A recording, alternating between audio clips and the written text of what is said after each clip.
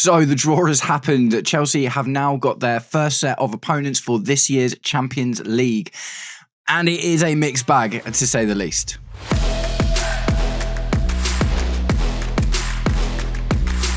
Welcome, Blue Believers, to another episode of the Stamford Sync, where we are syncing up with everything Chelsea FC. And what that means today is going through our Champions League opponents for the first stage of the Champions League this season. And it's going to be rough, man. It's going to be rough.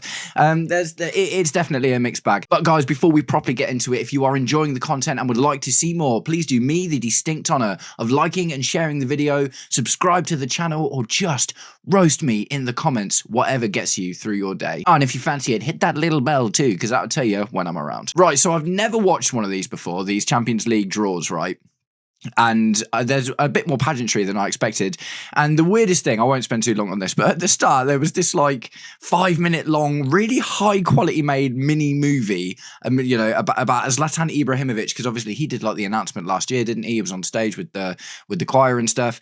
But this year they've gone like full in on this like little sitcom-y type thing, and it's really, really, really strange, man. I can't say that necessarily added to the event at all. Go and watch it if you haven't, and I'd love to know what you think in the comments if you watched it while it was live. But right, guys, let's get into it. Chelsea's Champions League opponents for the 25-26 season. So we were in pot 1 due to our strong coefficient, and you play 2 teams from every pot, but you're not allowed to play any teams from your home country in the first part of the first stage, right? So they drew Chelsea's name. We were second. Bayern Munich were announced first. We actually came up second, so I've jumped on and started making this video straight away. Zlatan drew the number. Kaká pressed the little button that gave us our opponents. Now, one thing to bear in mind is this isn't necessarily the order that the games are going to go in. This is in pot order, right? The games and the dates are going to be announced on Saturday. So without further ado, let's get into it. So starting off strong, we are going to be playing Barcelona at home. That's a tough one, man. Barcelona are not the magical Barcelona they have been in years previous, but are definitely well far away from that very difficult period that they've just come through. You know, obviously we're looking at Fermin Lopez at the moment, and they've got loads of really good players. Lamine Yamal looks like absolutely unbelievable. Rafinha's been a revelation for them there. That's definitely going to be a really tough game. So the second opponent on the list, but we actually knew about this one already because Bayern Munich were drawn first. It is Bayern Munich, and wow, that's going to be a rough game, man. That's definitely going to be a rough game. And the interesting thing about that is, should things go the way we think, we actually might be going up against Nicholas Jackson if he ends up making the move there. Although if it's a loan, maybe, because normally you're not allowed to play against your parent club, right? So that might be, that's a Premier League rule, I think. So I'm not sure if that's the same in the Champions League, but we might get away with that one. It'll be interesting to see what happens, because I don't remember ever seeing a team we've played in the Champions League or any other European competition where we had a player out there on loan. So that will definitely be interesting. Bayern Munich, always a tough game. At the end of the day, the thing that's giving me a bit of life about all of this, right, is that obviously we beat PSG in the Club World Cup final, and they were the Champions League holders. So we can definitely go toe-to-toe with the best, and Bayern Munich are definitely up there, so we can expect that to be a tough game. And next up is Benfica, a club that we put to the sword in the Club World Cup, and Benfica can always give you a tough game. Obviously, we ended up 4-1, but obviously that was, extra time and there was all the nightmare and whatever. So I'm not too worried about that. Potentially, again, the return of João Felix. This one will be at Stamford Bridge. Benfica are a good team, but not the most worrying in the world, but definitely one you can't kind of, fall off on. You definitely got to keep on your toes for a Benfica team at any point. Up next, Atalanta from Italy. Now, Atalanta have kind of been really good over the last few years, haven't they? I remember they all of a sudden were just a really tough team to beat with the likes of Gersons and Ademola Lookman. And, I'm not exactly sure in and around how they're doing now. But again, winnable game, 100% a winnable game. Then we've got Ajax. And the last time we played Ajax is when Hakim Ziyech scored a corner again. Do you know what I mean? Literally went from the corner straight in, and we bought him not long after that. Do you know what I mean? Ajax again, not quite as strong as they have been in recent seasons. They had a really good Champions League run a couple of years ago, didn't they? I think they might have fallen off a little bit since then. So not a massive worry. Do you know what I mean? Not a massive worry. But again, kind of like Benfica, a team that you absolutely don't want to drop your guard on. Then another interesting one. It's Napoli. We will be going away to Napoli to play Antonio Conte's latest foray into Italian football. I guess it's kind of not terrible that Lukaku's been injured, is it? Because that would be sore if Lukaku scored a winning goal against Chelsea in an Antonio Conte managed team. Do you know what I mean? There would be a lot of drama there.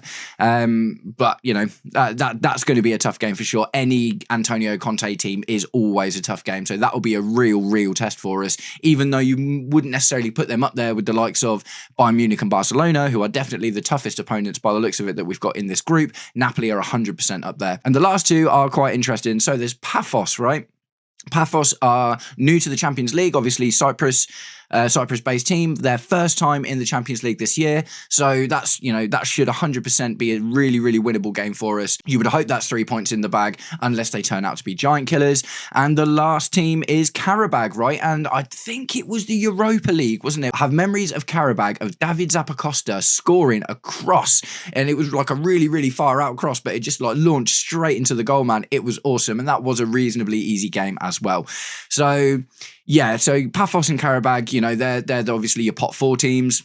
You would kind of expect that those are games we are definitely going to win. So it's a mixed bag, right? It's a mixed bag. And looking at it in isolation, you would say that the really different, there's 3 games that will be tricky customers in there. And that's obviously Barcelona, Bayern Munich, and for me, Napoli. It definitely could have gone worse for us, right? It definitely could have gone worse. I mean, just because of the way it's set up now, there's definitely always going to be some tricky games. The thing I really like about it with the new format is that you don't play the same team twice in the group stage anymore. Do you know what I mean? There's going to be 8 different teams and 8 different opponents, 8 different games.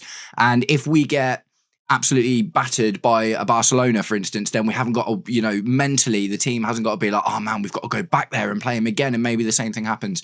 I guess it can take away a little bit of jeopardy, and we love a comeback and stuff, don't we? And obviously that's one thing the Champions League's been really good for, but the later stages in the Champions League are still going to be quite similar to how they used to be. It is this initial chunk that has changed to offer more games and more variety, and to be honest, I'm completely for that. Yeah, 100% Bayern Munich, Barcelona, Napoli, they're going to be tough customers. Ajax, Benfica, yeah, okay, I think winnable games 100%, just don't drop your guard. Everyone else, you would have thought that they should be points in the bag. So just looking at the draw, now anything can happen, don't get me wrong, of course, anything can happen, but just looking at the draw, I feel fairly confident that we will get through to the next stages reasonably safely. Do you know what I mean? And Bayern Munich is probably the toughest team and maybe the best informed team of all of those. And obviously, like Harry Kane, do you know what I mean? What an absolute hero he is. He's such a good striker. And yeah, obviously Barcelona are just littered with young talent at the moment, aren't they? So that's always going to be a worry as well. But like I say, I think mostly the rest of the games are absolutely winnable. Worst case scenario, we lose to Bayern Munich and Barcelona. We can probably win all of the other games. As I said, I expect the Napoli game to be pretty difficult, but it will be what it will be. So that's it, guys. That is our initial batch of games for the Champions League. Let me know what you think in the comments.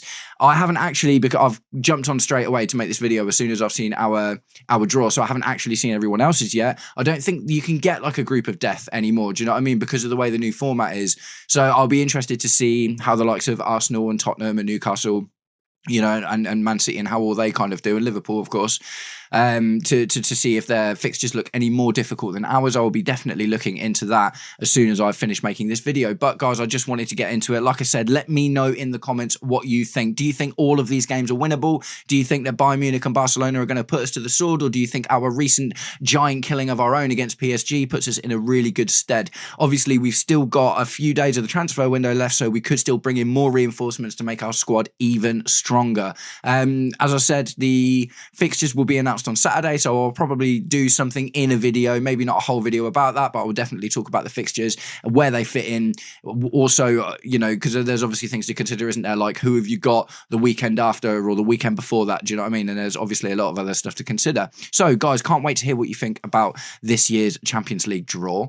Like I say, for me, for the most part, I'm feeling pretty confident. Bayern Munich and Barcelona, yes, they will be tough games. Napoli, tricky customer. Everyone else, definitely beatable, as long as we don't drop our guard down for the likes of Benfica and Ajax. So I'm going to wrap the video up there. I am going to be featuring on a live stream tonight on the Blue Lounge again. He is going for it in this transfer window, man. We are desperate to be live for it. Here we go. I'll probably be on somewhere around 10 or 11, depending on what the news is like today. Obviously, we're going to have all the stuff with Christopher and Kunku to talk about. The Xavi Simons stuff still seems to be rumbling on, and we haven't had any more updates about that yet. So hopefully we get something later. Come and hop over over to the stream, get involved in the comments, because we always like to have a little chat with the guys that are getting in the comments and discuss the things that you guys have got to say as well. So I'm going to wrap the video up there. Thanks so much for sticking around to the end if you did. I hope you're all having a wicked day, and I will catch up with you very, very soon. Take it easy. Peace.